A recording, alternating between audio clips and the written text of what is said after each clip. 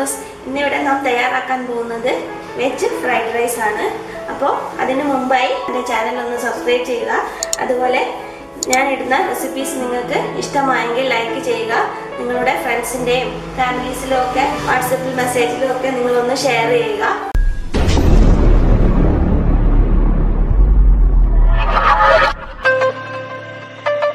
അപ്പോൾ നമുക്ക് വീഡിയോയിലേക്ക് കടക്കാം. അതിന് വേണ്ട ഇൻഗ്രീഡിയൻസ് എന്തൊക്കെയാണെന്ന് നോക്കാം. ഞാനിവിടെ 1 കപ്പ് ബസ്മതി റൈസ് ആണ് എടുത്തിട്ടുള്ളത്.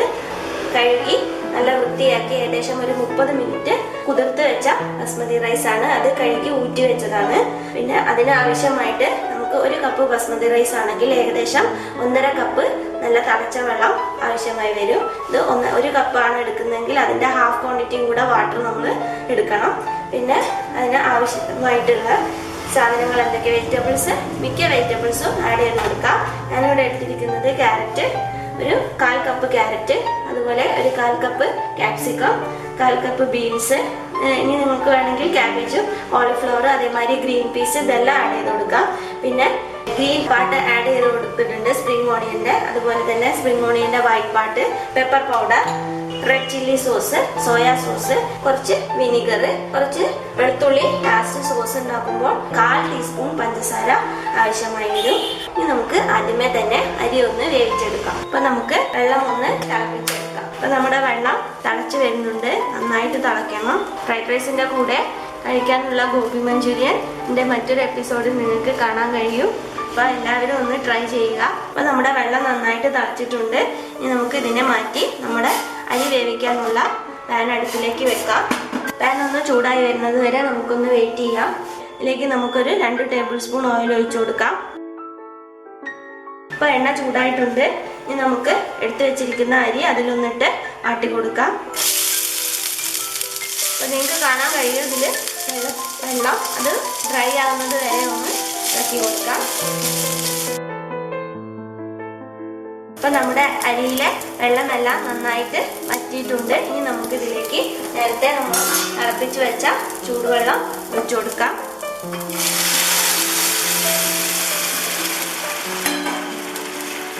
ഇതിലേക്ക് ആവശ്യത്തിനുള്ള ഉപ്പും ഇട്ട് കൊടുക്കാം.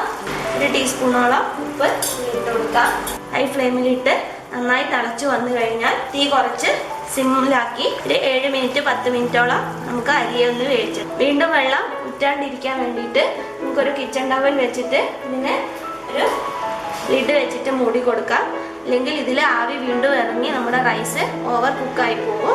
അപ്പോൾ നമുക്ക് റൈസ് കുക്കാവുന്നത് വരെ ഒന്ന് വെയിറ്റ് ചെയ്യാം. അപ്പോൾ നമ്മുടെ അരി കുക്കായിക്കൊണ്ടിരിക്കുന്നുണ്ട്. ഈ അരി വേവുന്ന സമയം കൊണ്ട് നമുക്ക് ഇതിലേക്ക് ഒഴിക്കാനുള്ള സോസ് ഒന്ന് തയ്യാറാക്കാം. അപ്പോൾ നമുക്ക് സോസ് എങ്ങനെ തയ്യാറാക്കാമെന്ന് നോക്കാം. 1 teaspoon soya sauce, 1/2 teaspoon red chilli sauce, 1/2 teaspoon vinegar, 1/4 teaspoon പഞ്ചസാര.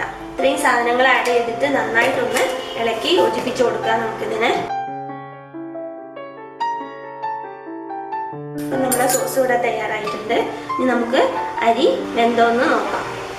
അപ്പം നമ്മുടെ റൈസിനെ നമുക്കൊന്ന് നോക്കാം. അപ്പം റൈസ് വെള്ളമെല്ലാം നന്നായിട്ട് വറ്റിയിട്ട് നല്ലോണം മിക്സായിട്ട് നല്ലോണം വെന്ത് വന്നിട്ടുണ്ട്.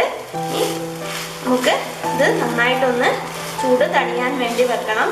നന്നായിട്ട് ചൂടാറിയതിന് ശേഷം മാത്രമേ നമ്മളിതിനെ മിക്സ് ചെയ്യാൻ പാടുള്ളൂ. ഇല്ലെങ്കിൽ നമ്മളെ റൈസെല്ലാം ഉടഞ്ഞു പോകും.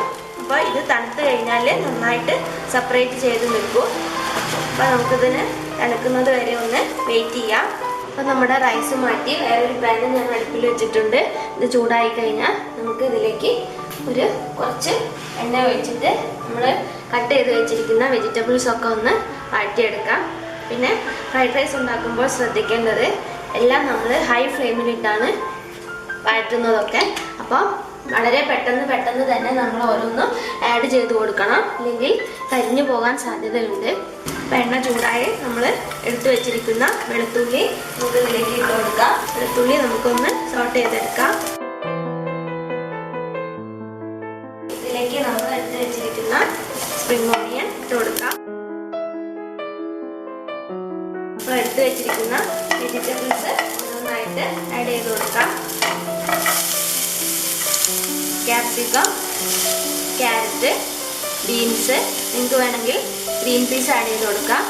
ഫ്രോസൺ ഗ്രീൻ പീസ് ആണെങ്കിൽ പെട്ടെന്ന് കുക്കായി കിട്ടും. അപ്പോൾ ഇതെല്ലാം ഇട്ട് നമുക്ക് ഒന്നും കൂടി ഒന്ന് വഴറ്റി കൊടുക്കാം. ഇതിലേക്ക് നമുക്ക് ആവശ്യത്തിനുള്ള ഉപ്പ് ഇട്ട് കൊടുക്കാം. ഉപ്പിടുമ്പോൾ ശ്രദ്ധിക്കുക, നമ്മൾ ഓൾറെഡി റൈസ് കുക്ക് ചെയ്യുമ്പോൾ അതിൽ ഉപ്പ് ഇട്ടിട്ടുണ്ട്.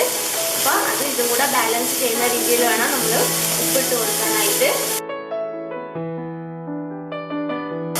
അപ്പോൾ നമ്മുടെ വെജിറ്റബിൾസ് നന്നായിട്ട് കുക്കായിട്ടുണ്ട്.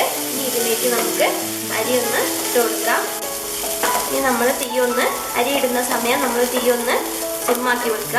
എന്നിട്ട് നമ്മൾ അരി ഇട്ട് കൊടുക്കുക. നമ്മുടെ അരി നിങ്ങൾക്ക് കാണാൻ കഴിയും, നന്നായിട്ട് സെപ്പറേറ്റ് ചെയ്തിട്ട് നന്നായിട്ട് വന്നിട്ടുണ്ട്.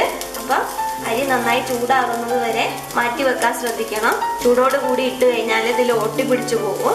എന്നിട്ട് നമുക്കിതിനെ നന്നായിട്ടൊന്ന് യോജിപ്പിച്ച് കൊടുക്കാം. 1 ടീസ്പൂൺ പെപ്പർ പൗഡർ ആഡ് ചെയ്ത് കൊടുക്കാം. നമ്മൾ എടുത്തു വെച്ചിരിക്കുന്ന സോസും ഇതിലേക്ക് ഒഴിച്ചു കൊടുക്കാം.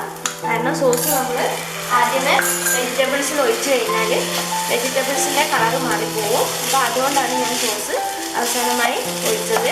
ഹൈ ഫ്ലെയിമിൽ ഇട്ടിട്ട് വേണം ചെയ്യാൻ, ഇല്ലെങ്കിൽ നമ്മുടെ അരി കുക്കായി പോവും, അത് കുഴഞ്ഞു പോകും വീണ്ടും. അപ്പോൾ കുഴയരുത്. അപ്പോൾ ഹൈ ഫ്ലെയിമിൽ ഇട്ടിട്ട് നമുക്കിതിനെ നന്നായിട്ടൊന്ന് ഇളക്കി യോജിപ്പിക്കാം. അപ്പോൾ നമ്മുടെ ഫ്രൈഡ് റൈസ് തയ്യാറായി കഴിഞ്ഞിട്ടുണ്ട്. ഇനി നമുക്കിതിനെ അടുപ്പിൽ നിന്നും മാറ്റാം. ഇതിലേക്ക് നമ്മൾ എടുത്തു വെച്ചിരിക്കുന്ന സ്പ്രിംഗ് ഓണിയൻ്റെ ഗ്രീൻ പാർട്ട് നമുക്കൊന്ന് ജസ്റ്റ് ആഡ് ചെയ്ത് കൊടുക്കാം. അപ്പോൾ നമ്മുടെ ഫ്രൈഡ് റൈസ് തയ്യാറായിട്ടുണ്ട്. ഈ റെസിപ്പി നിങ്ങൾക്ക് ഇഷ്ടമായെങ്കിൽ എല്ലാവരും ലൈക്ക് ചെയ്യുക, അതുപോലെ ഷെയർ ചെയ്യുക. നിങ്ങളുടെ കമൻസ് എന്നെ കമൻറ്റ് ബോക്സിലൂടെ എഴുതി അറിയിക്കുക. എൻ്റെ ഈ ചാനൽ ഇഷ്ടമായെങ്കിൽ എല്ലാവരും ഒന്ന് സബ്സ്ക്രൈബ് ചെയ്യുക. നിങ്ങളെല്ലാവരും എൻ്റെ റെസിപ്പി പരീക്ഷിച്ചു നോക്കുക. അടുത്ത റെസിപ്പിയുമായി അടുത്ത വീഡിയോയിൽ കാണുന്നത് വരെ എല്ലാവർക്കും ബൈ.